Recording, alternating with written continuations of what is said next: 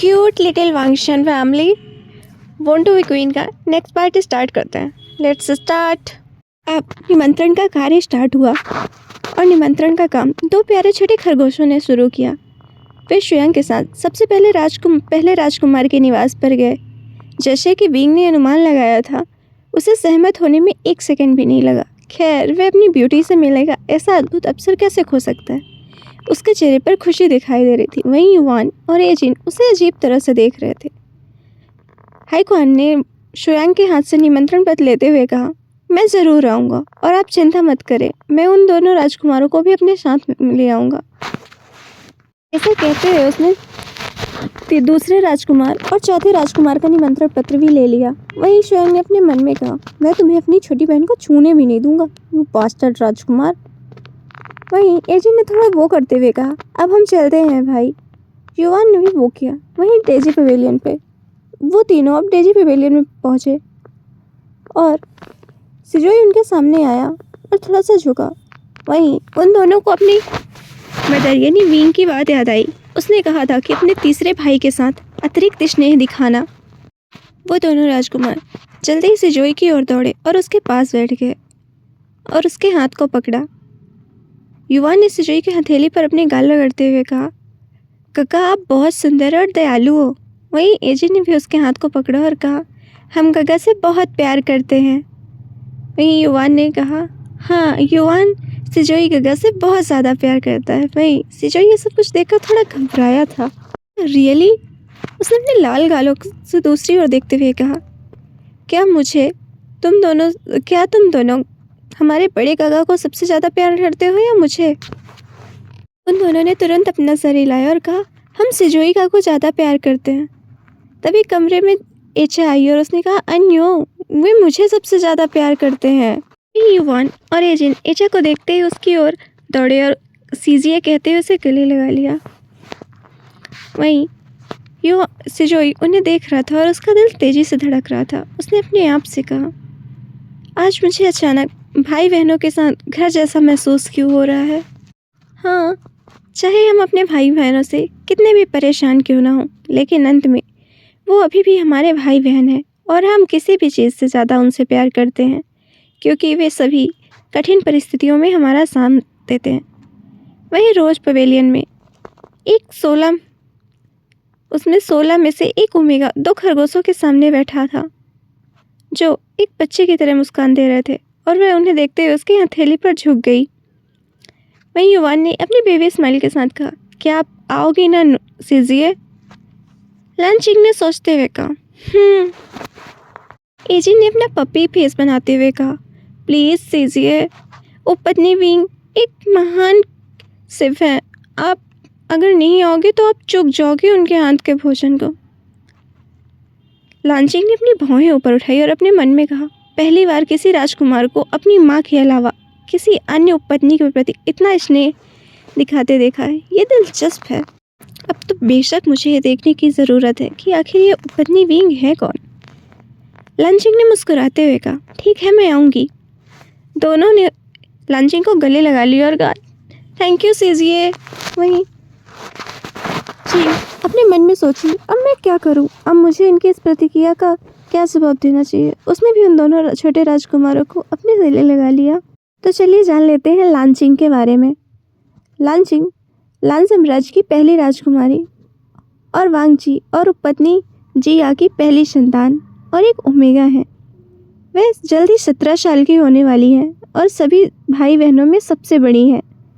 साम्राज्य की सौंदर्य के रूप में जानी जाती है। लांचिंग को पार्टी करना और विभिन्न प्रकार के खाद्य पदार्थों का आनंद लेना बहुत पसंद है। वे बहुत यात्रा करना पसंद करती हैं। किसी के द्वारा नियंत्रित होना उन्हें बिल्कुल पसंद नहीं है। अपनी माँ के साथ रोज पवेलियन में एक अच्छा और शांतिपूर्ण जीवन जी रही हैं। अपनी माँ से बहुत प्रेम करती हैं और अपने पिता से भी उतना ही प्रेम करती हैं। और वांगजी की आंखों का तारा है लांचिंग। वांगजी उसे प्यार से चिंग बुलाता है और जिसका मतलब है चांद। उसे महंगे उपहार भी पसंद है। साम्राज्य के जनरल से सगाई हुई है। खैर उनका मंगेतर जनरल का बेटा है, लेकिन उसके पिता की मृत्यु के बाद उसे पदोन्नति मिलेगी इधर लिली पवेलियन में युवान और एजिन शुयांग ने गहरी सांस ली। वे लिली पवेलियन में प्रतीक्षा कक्ष में बैठे थे। अफवाह थी कि उनका पांचवा भाई पागल हो गया है और पागल भेड़िए की तरह लोगों को शिकार करने लगा है और इसीलिए राजकुमारियां डर गई थीं। लेकिन वे रे अल्फा की सुंदरता से हैरान थी जो अभी कमरे में दाखिल हुआ था, जबकि शुयांग के साथ सभी गार्ड और नौकर उसके सामने झुके और इससे दोनों राजकुमारों को एहसास हुआ कि उनका भाई है। इसलिए वे खड़े हुए और वो भी उसके सामने झुके। दोनों ने बो करते हुए कहा, नमस्कार पांचवे भाई। पांचवे राजकुमार ने बस नोट किया और उसने कोल्डली कहा, सिट। युवान धीरे धीरे बेबी स्टेप लेते हुए पांचवे राजकुमार के पास गया। वही पांचवे राजकुमार बस युवान को देख रहे थे। युवान ने अपने दोनों हाथों से पांचवे राजकुमार के गालों को दबाया। वही पांचवे राजकुमार कंफ्यूज थे, बट अचानक ही युवान ने उसके दोनों गालों को स्क्वीज करना स्टार्ट कर दिया। पांचवे राजकुमार ने उसके हाथ को पकड़ा और कहा, अब ये तुम क्या कर रहे हो? वहीं युवान उसके गालों को स्क्वीज करते हुए बोला, गगा बहुत हैंडसम है। मैं भी गगा की तरह हैंडसम बनना चाहता हूँ ताकि क्लास के सारे ओमेगा सिर्फ मुझे ही पसंद करें। वहीं युवान ने पांचवे राजकुमार ने कोल्डली कहा, तुमने पक्का उस मैन के प्ले बॉय कैरेक्टर को एक्सेप्ट किया? मैं समझ नहीं पा रहा। और उसने अपना सिर हिलाते हुए कहा, मैं हैंडसम नहीं हूँ। वहीं एजिन ने उसकी ओर देखते हुए कहा, सभी खूबसूरत लोग कहते हैं कि वो खूबसूरत नहीं है सिवाय कंक्यूएन विंग के। वहीं पांचवे राजकुमार ने एजिन की ओर देखा और कहा, अब ये कंक्यूएन विंग कौन है? युवान ने अपने आप की ओर इशारा करते हुए कहा, मेरी माँ। वहीं पांचवे राजकुमार ने कहा, ओह, तो वो ओमेगा जो फायर पे गया था, मुझे अब याद आ गया। उसने अपने सर को नोट किया। वहीं शुयांग आगे बढ़ा और उसने इनविटेशन लेटर को पांचवें राजकुमार की तरफ आगे बढ़ाते हुए कहा, योर हाइनेस। पांचवें राजकुमार ने उसे लिया और याद पढ़ा। देन उसने शुयांग की ओर देखते हुए पूछा, और कौन कौन इनवाइटेड है? शुयांग को विंग की बात याद आई। विंग ने उससे कहा था कि अगर उसने पूछा कि कौन कौन इनवाइटेड है तो कहना केवल आप। शुयांग ने भी स्माइल करते हुए कहा, ओनली आप इनवाइटेड है योर हाइनेस। वहीं पांचवें राजकुमार ने कहा, वियर्ड। वहीं युवान ने अपनी पपी आइज दिखाते हुए कहा, गगा आप आएंगे ना? वहीं पांचवें राजकुमार ने सोचा, मेरे पास मना करने का कोई रीज़न नहीं है, तो उसने कहा ओके।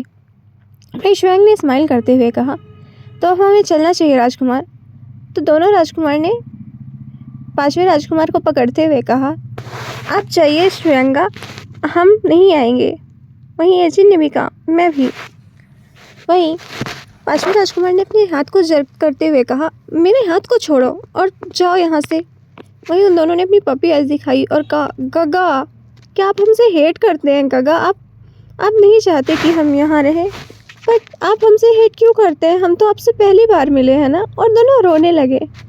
वहीं पांचवें राजकुमार ने कंफ्यूज होकर बोला, रो क्यों रहे हो तुम दोनों? What the hell?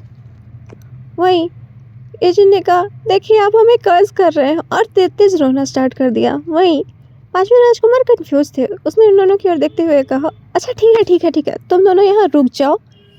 वहीं उन दोनों ने ड्रामेटिक तरीके से जल्दी अपने आंसू पोंछे और कहा, थैंक यू सो मच गगा। वहीं पांचवें राजकुमार ने अपने आप में सोचा, तो क्या मैं ट्रिक्ड हुआ? इन दोनों ने मुझे ट्रैप किया। वहीं शुयांग ने अपने सर को हिलाया और कहा, विंग के डिसिप्लिन से और उम्मीद ही क्या कर सकते हैं। तो चलिए अब पांचवें राजकुमार के बारे में जान लेते हैं। पांचवें राजकुमार, इनका नाम है लान टेहुइन। ये सम्राट के पांचवें पुत्र और पांचवें राजकुमार हैं। ये 14 वर्ष का है और एक अल्फा है। ये हमेशा अपने सफ़ेद बालों के कारण अपनी माँ द्वारा निगलेक्ट किया जाता है। इसकी माँ सोचती है कि इसकी गलती है कि वह सम्राट का पक्ष जीतने में सक्षम नहीं रही। इसका अपनी माँ के साथ संबंध अच्छे नहीं हैं। दोनों एक दूसरे से मिलते भी नहीं हैं। वे तब मिलते हैं जब गलती से एक दूसरे का रास्ता पार कर जाते हैं। वह हमेशा अपने बाल बहुत छोटे कटवाता है क्योंकि उसे उससे नफरत है। वे बाल इसे हमेशा याद दिलाते हैं कि वे अभी भी रॉयल्स के लिए एक संदिग्ध व्यक्ति है। वह ख्याल रखने वाला, समझदार और थोड़ा प्यारा भी है उसे राज सिंहासन में कोई दिलचस्पी नहीं है। वह बस एक शांतिपूर्ण जीवन जीना चाहता है और चाहता है कि कोई उससे प्यार करे। ना तो अपने पिता को पसंद करता है, ना ही उनसे नफरत करता है।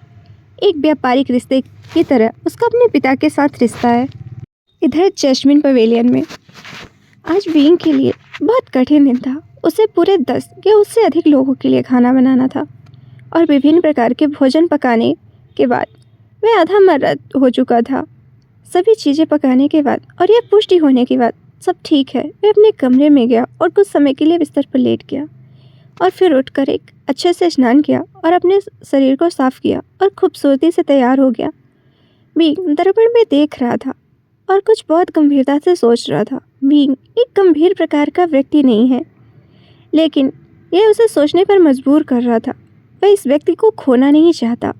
क्या वह स्नेह और प्यार खो सकता है? वह नहीं चाहता, लेकिन वो चाहता है कि सम्राट सुरक्षित रहे और खुश रहे। बीइंग ने अपने आप को देखते हुए कहा, मैं बस यही आशा करता हूँ कि अब कुछ भी गलत ना हो। वहीं जैस्मिन पवेलियन के गेट के सामने सभी राजकुमारों ने गाड़ी के छोटे दर्पण से झांका। जब उन्हें लगा कि वे अकेले नहीं हैं, वहीं डेहुन अपने घोड़े से 2 छोटे खरगोशों को नीचे उतारा और फिर नीचे उतरा। सभी राजकुमारों ने उसे एक उदासीन नज़र से देखा। खैर, डे जानता है कि उसे इस तरह की नज़र मिलेगी, लेकिन फिर भी उसे इससे दुखता है। ये उसका परिवार है और वह इस परिवार का हिस्सा बनना चाहता है आखिरकार। वहीं लान जियोनजे ने थोड़ा मजाक उड़ाते हुए कहा, ये आउटपोस्ट यहाँ क्या कर रहा है? वहीं डे अपने आप में हंसा और कहा, आउटकास्ट, हाँ मैं यही हूँ, एक आउटकास्ट। उसने एक दुखी स्माइल दी। वहीं लानचिंग ने मुस्कुराहट से उधर देखा और कहा, अब फाइटिंग होगी, दिलचस्प। तभी युआन डे के पैरों से लिपट के और कहा, गगा क्या आप दुखी हो? चिंता मत करो, हम आपसे सबसे ज़्यादा प्यार करते हैं। लेकिन देवी सिजोई ने अपनी भौहें उठाई और कहा, लेकिन क्या तुम दोनों ने नहीं कहा कि तुम दोनों मुझसे सबसे ज़्यादा प्यार करते हो? युवान इधर उधर देखने लगा। उसकी नज़रों में गिल्टी साफ नज़र आ रही थी। वहीं येजिन ने इधर उधर देखते हुए कहा, आसमान बहुत खूबसूरत है ना? वहीं सिजोई उन दोनों बदमाशों को देख रहा था और ऐसे लग रहा था जैसे उन्होंने उसे अभी भी धोखा दिया। तभी हाइक्वान ने कोल्ड टोन में कहा, क्या तुम लोग सीरियस हो? और सभी रॉयल्स और नौकरानियाँ उसकी ओर देखने लगी। नौकरानियों और सभी ने सोचा कि यह कुछ गंभीर होगा, लेकिन जो हाइक्वान ने किया उससे वो सब पूरी तरह निराश हो गए। हाइक्वान ने उन लोग के देखते हुए कहा, एक मेरा प्यारा भाई है और दूसरा मेरा छोटा प्यारा भाई है। ज़रूर ये दोनों मुझसे सबसे ज़्यादा प्यार करेंगे। वो तुमसे क्यों प्यार करेंगे? वे दोनों की ओर गया और अचानक उन दोनों को अपनी बाहों में उठा लिया और कहा, तुम दोनों मुझसे ज़्यादा प्यार करते हो, है ना? वहीं दोनों ही जोर से हंसने लगे और खिलखिलाने लगे और उन्होंने कहा, गगा आप बहुत मजबूत हैं। हाँ, हम गगा से सबसे ज़्यादा प्यार करते हैं। डेहुंग ने उनसे कहा, लेकिन अभी कुछ देर पहले तुम दोनों ने मुझसे कहा कि तुम दोनों मुझसे सबसे ज़्यादा प्यार करते हो। युवान ने एक आवरी। वहीं एजिन ने कहा, ऐसा लगता है जैसे हमारी धोखेबाजी पकड़ी गई। और दोनों ने एक खरगोश जैसी मुस्कान भी खेर दी। वहीं सिजोई और डेहुन ने उन दोनों की ओर देखते हुए कहा, बेटा यार। लानचिंग ने उन लोगों की ओर देखा और कहा, अब क्या ये सब सीरियस है? वहीं हनवल और जे अपने मन में सोच रहे थे, तो क्या इनमें से कोई भी मुझसे प्यार नहीं करता? और वहीं एचा भी अपने आप में सोच रही थी, ये सब मुझे क्यों इग्नोर कर रहे हैं? मुझे बिल्कुल पसंद नहीं। उसने एक सैडली पाउट किया। तभी लानचिंग उसकी ओर बढ़ी और उसका हाथ पकड़ते हुए बोली, चलो लिटिल प्रिंसेस, हम अंदर चलते हैं। वहीं एचा के चेहरे पर एक ब्राइट स्माइल आ गई। उसने कहा, यस चलते हैं, सीजिए मुझसे प्यार करती हैं। जैसे ही चिंग पवेलियन के अंदर जाती है, हर कोई उसके पीछे चलता है। कुछ नौकरानियाँ उन्हें बगीचे का रास्ता दिखाती हैं, जो बहुत सुंदर ढंग से सजाया गया था, और वहाँ खाने के लिए कुर्सियाँ और मेज़ें भी थीं। हर जगह रोशनी थी और सुंदर सुगंध की हल्की गंध थी। हल्की ठंडी हवा उनके शरीर को लगते हुए बह रही थी। ये बहुत ही आरामदायक और सराहनीय स्थिति थी। सभी ने अपनी जगह ले ली और एक नौकरानी विंग को बुलाने गई। वेंचिंग को यह दृश्य पसंद नहीं आया कि विंग उनका व्यक्तिगत रूप से स्वागत करने के लिए यहाँ नहीं था। उसने पाउट करते हुए कहा, हाउ रूड। वहीं सिजोई को अचानक बहुत गुस्सा आया जब उसने देखा कि कोई उसकी सेकंड मदर को बुरा बोल रहा है। खैर, यह इतना गंभीर नहीं है, लेकिन फिर भी सिजोई को यह पसंद नहीं आया कि कैसे लांचिंग ने कहा कि विंग असभ्य है। विंग असभ्य नहीं है, न ही वो रूड है। वह इस पूरे हरम में सबसे प्यारा व्यक्ति है और वह बिना किसी संदेह के कह सकता है। कुछ समय बाद सबका ध्यान बगीचे की टहल रहे एक और की ओर गया। वहीं लांचिंग और डे विंग को देखकर दंग रह गए। तो अब बात सच है, उपपत्नी विंग वास्तव में एक फेरी की तरह है और ऐसा लगता है कोई विंग का दिल भी चुरा रहा है। जैसे ही विंग ने 5वें राजकुमार को देखा, उसका दिल तेजी से धड़कने लगा। सब कुछ धीमी गति से चल रहा था क्योंकि वह 5वें राजकुमार की सुंदरता को निहारता रहा। आखिर वे उसे नकली राजकुमार क्यों कहते हैं? उसे सम्राट के पूर्ण सौंदर्य जिन मिले हैं। क्या वो अंधे हैं या क्या वो? उसने फुसफुसाहट के साथ स्वयं से कहा, क्या मैं किंग को छोड़कर उनके 5वें बेटे के साथ रह सकता हूँ? स्वयं ने भी फुसफुसाकर कहा, हाँ, यदि तुम क्रूरता से मारे जाना चाहते हो तो बिल्कुल। वैसे तुम क्या प्रेफर करोगे विंग? चाकू से वार, तलवार से गर्दन का कटना या गला घोंट कर मरना? उसने विंग की ओर देखते हुए कहा। विंग ने मुंह बनाया और कहा, आपको वास्तव में मेरा मूड खराब करने की ज़रूरत नहीं है गग्गा। शेंग ने भी मुंह बनाते हुए कहा, आपका मूड कुछ परेशानी पैदा करने वाला था। वहीं एंगशी उन दोनों की बातें सुनते पीछे हंस रही थी। वहीं विंग ने मुस्कुराते हुए उनके सामने झुककर डे के बगल में खाली कुर्सी पर बैठ गया और उसे अपनी एक वॉक्शी मुस्कान दी। खैर, गलती नहीं है, वह चमकदार और सुंदर चीज़ों की ओर आकर्षित होता है, लेकिन उसके दिल में केवल एक ही अल्फा है और वह है सम्राट लान वांगजी। विंग ने 5वें राजकुमार की ओर देखते हुए कहा, आप बहुत सुंदर हैं राजकुमार। वहीं राजकुमार पूरा शर्मा गया। वहीं दूसरी तरफ वांगजी ने कहा, जंगशा, आखिर मेरी बाईं आँख क्यों फड़क रही है? उसने कंफ्यूज होते हुए कहा, क्या कुछ बुरा होने वाला है? जंगशा ने भी चौंक होते हुए कहा, क्या गलत हो सकता है? तभी एक तीर वांगजी के गालों के बिल्कुल करीब जाकर लगा। अगर वांगजी अपना सिर नहीं हिलाता तो आज वह निश्चित रूप से अपनी एक आँख खो देता। वांगजी घोड़े से उतरा और अपनी तलवार निकाल ली। सभी पहरेदार और जंगशा वांगजी के चारों ओर रक्षात्मक मुद्रा ले ली। उनके चारों ओर बहुत सारे दुश्मन सैनिक थे। वहाँ पर हमला करते हुए जंगशा ने कहा, यही वह बुरी बात है जिसके बारे में आप बात कर रहे थे किंग, मुझे लगता है। पर वांगजी अपने आप में बड़बड़ाया, मुझे ऐसा नहीं लगता, और उसने लड़ना शुरू कर दिया। वांगजी किसी हत्यारी मशीन की तरह सैनिकों को मार रहा था। वह पूरी तरह थका हुआ महसूस कर रहा था। दुश्मन सैनिक से खून से नहाकर वह अधिक ऊर्जावान महसूस कर रहा था। वांगजी सैनिक की गर्दन को ऐसे काट रहा था जैसे वो कोई सब्जी काट रहा हो। जंगशा और सभी रक्षक एक तरफ खड़े थे और अपने सम्राट को देख रहे थे, जो पूरे साम्राज्य के हर सैनिक को मारने के लिए पर्याप्त है। वांगजी की हल्के नीले रंग की पोशाक पूरी तरह से खून में भींगी हुई थी। उसकी तलवार से खून गिर रहा था। वह खून की नदी में चल रहा था और वांगजी ने आखिरी सैनिक को भी मारने के बाद अपनी तलवार को हल्के से लिक किया और संतुष्ट मुस्कान के साथ ऊपर की ओर देखा और वह अपने घोड़े पर फिर से बैठा और घुड़सवारी शुरू कर दी। जबकि जंगशा और सभी रक्षक उसका पीछा करने लगे। वही जंगशा अपने मन में मुदमुदाया, ये कहाँ जा रहे हैं? ये तो जैस्मिन पवेलियन का रास्ता है। जंगशा के एक्सप्रेशन टेंस हो गया जब उसने देखा कि वांगजी सचमुच जैस्मिन पवेलियन की ओर जा रहा है। उसने अपने आप से विस्पर करते हुए कहा, क्या वे सचमुच इस हालत में जैस्मिन पवेलियन में जाने की सोच रहे हैं? वहीं जैस्मिन पवेलियन में विंग समय समय पर डे के साथ छेड़छाड़ी कर रहा था, जबकि डे पहले ही शर्म के मारे लाल टमाटर बन चुका था।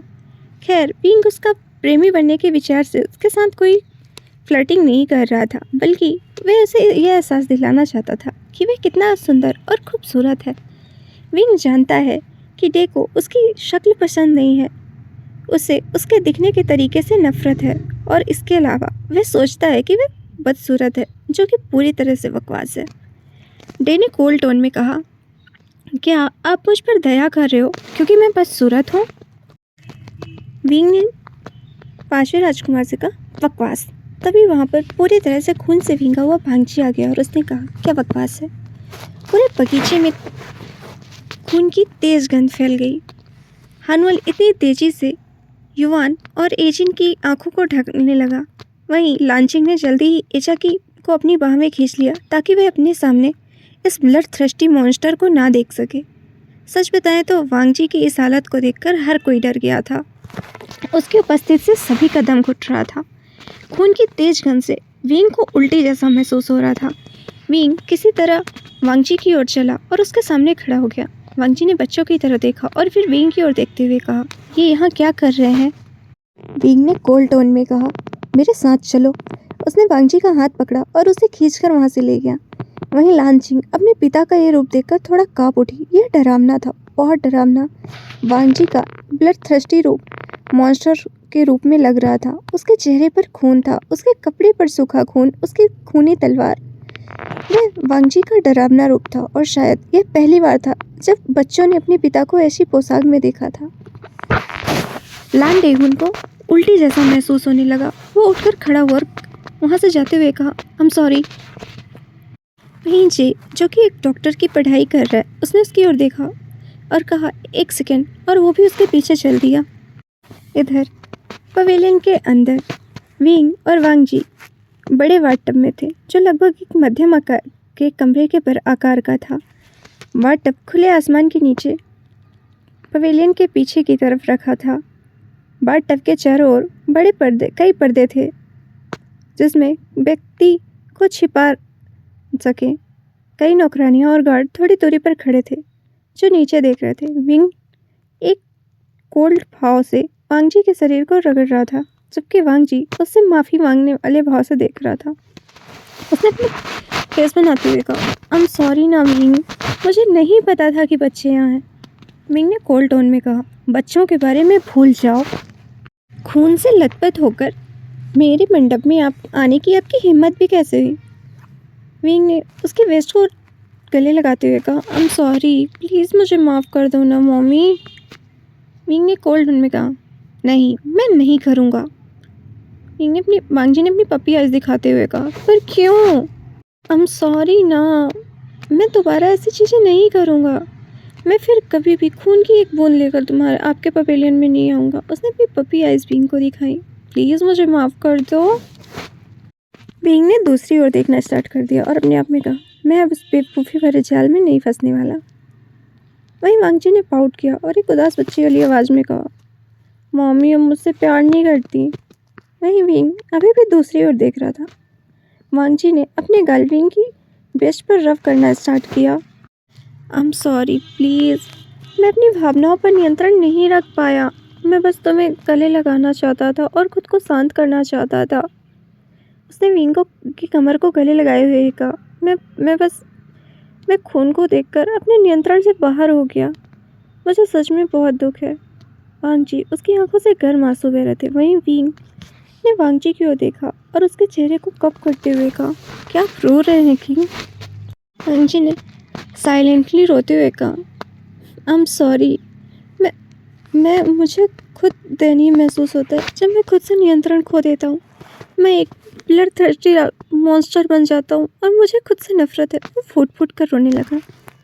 वहीं वांगजी को रोता हुआ देखकर विंग का दिल टूट गया। उसने वांगजी को गले लगाते हुए कहा, किंग, आपको पैथेटिक महसूस करने की ज़रूरत नहीं है, बल्कि आपको सम्मानीय महसूस करना चाहिए, क्योंकि आप अपनी परवाह किए बिना अपने लोगों की जान बचा रहे हैं। उसने वांगजी के फोrehead पर किस करते हुए कहा, आपको अपने आप से प्रेम करना चाहिए, नफरत नहीं। वांगजी ने रोते हुए कहा, लेकिन मैंने कितने लोगों को मार डाला। मैं कभी कभी एक पापी जैसा महसूस करता हूँ। विंग ने वांगजी की पीठ को रब करते हुए कहा, लेकिन आपने अपनी रक्षा के लिए उन्हें मारा। आप अपने आप को उनके हवाले करके हज़ारों लोगों की जान का जोखिम नहीं डाल सकते। ये आपकी गलती नहीं है। उसने वांगजी के फोrehead को फिर से किस किया और कहा, आपको अपने बारे में ऐसा नहीं सोचना चाहिए। वहीं वांगजी ने अपनी पपी आइज दिखाते हुए कहा, तो क्या आपने मुझे माफ़ कर दिया? विंग ने उसकी ओर देखते हुए कहा, बिल्कुल नहीं। वांगजी ने कहा, हार्टलेस विंग, थैंक यू।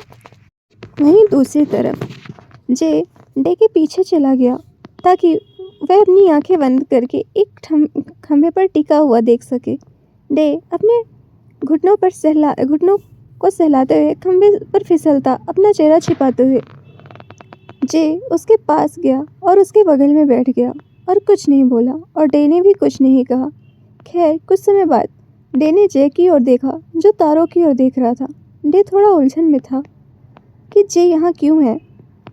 ये उनके पूरे जीवन में उनकी तीसरी मुलाकात होगी। वे रॉयल अकादमी में मिले थे, लेकिन ये सिर्फ झलकियाँ थीं। कोई भी किसी एक दूसरे से भाइयों की तरह बात नहीं करता। उन्हें इस तरह के ऐसे बड़ा किया जाना चाहिए। इस मामले में दोनों की गलती नहीं है। डे ने जे की ओर देखते हुए कहा, आप यहाँ क्या कर रहे हैं गगा? वहीं जे ने आसमान के तारों की ओर देखते हुए कहा, तारे गिन रहा हूँ। डे ने भी कहा, ओह। जे ने उससे देखा और पूछा, क्या हुआ? कुछ क्षण पहले तुम बीमार महसूस कर रहे थे। डे ने मुस्कुराते हुए कहा, यह कुछ भी नहीं है। वहीं जे ने एक डर भरी नज़र से कहा, मैं एक चिकित्सक हूँ, आप जानते हैं ना? वहीं डेउन ने उसकी ओर देखते हुए कहा, मैं खून की गंध बर्दाश्त नहीं कर सकता, मुझे ये डरावना लगता है। वहीं जे ने एक चकल किया और कहा, एक प्रिंस होकर खून से डरते हो, ये क्वाइट इंटरेस्टिंग है। वहीं जे की बातें सुनकर डेउन की आंखें टेढ़ी हो गईं। वो खड़ा हुआ और वहाँ से जाने ही वाला था, पर तभी जे ने उसके हाथ को पकड़ा और कहा, इसे होमोफोबिया कहते हैं, फियर ऑफ ब्लड। इससे पैनिक अटैक आ सकता है, इसलिए खून देखने से दूर रहना और अपने लिए कुछ दवा भी, मैं तुम्हारे लिए कुछ दवा भी तैयार कर दूंगा, समझे? वो ये सब कहते हुए डे की ओर ही देख रहा था। वहीं ड्यून टेढ़ी आइज से उसकी ओर देखते हुए कहा, आप मेरा मजाक तो नहीं उड़ा रहे हो?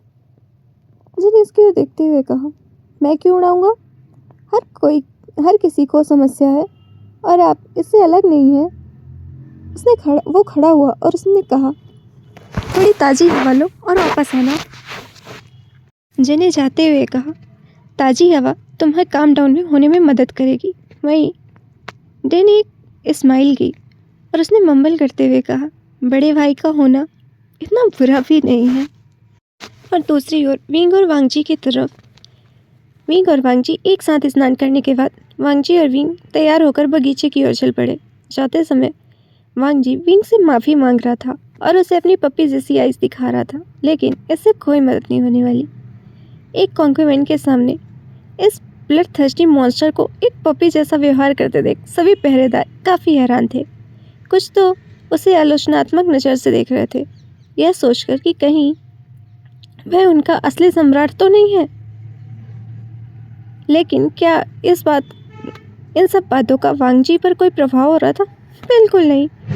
उसे तो बस अपनी मम्मी से माफ़ी चाहिए और वह अपनी पत्नी के प्रति स्नेह दिखा रहा है, ना कि दूसरों के प्रति, तो उसे क्यों परेशान होना चाहिए? वही जंगशा वो वांगजी को इस तरह एक पपी बने हुए देख रहा था और अपने मन में सोचते, ये कितने जल्दी रंग बदलते हैं। वहीं विंग ने वांगजी की ओर देखा और उसे ग्लेयर करते हुए कोल्डली कहा, बिहेव योर मैजेस्टी, हमें सब देख रहे हैं। वांगजी ने सभी की ओर देखा और कोल्डली कहा, आप सब नीचे देखो, कोई भी ऊपर देखने की हिम्मत नहीं करेगा। उसने फिर विंग की ओर देखा और कहा, अब हमें कोई नहीं देख रहा। विंग ने मुंह बनाया और आगे चलता रहा। वही चेंग अपने मन में कहता है, क्या ये रियल है? वांगजी पूरी तरह से अपनी मम्मी के लिए एक पपी बन गया है। वह एक प्यारे पपी की तरह माफ़ी मांग रहा था, लेकिन नहीं, विंग इतनी जल्दी माफ़ नहीं करने वाला। वांगजी को अब थोड़ी चेतना आनी चाहिए। वह किसी के घर खून से लथपथ होकर नहीं आ सकता। खैर, विंग ऐसा करने से नफरत नहीं करता, वह बस नाराज़ है।